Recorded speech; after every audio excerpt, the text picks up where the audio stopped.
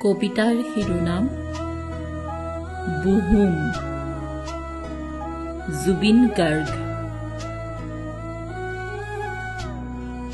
পাঠ পৰিস্মিতা বৰা।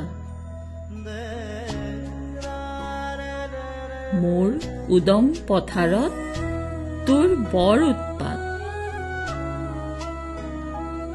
মই গছৰ সন্তান, মই পাহাৰৰ সন্তান,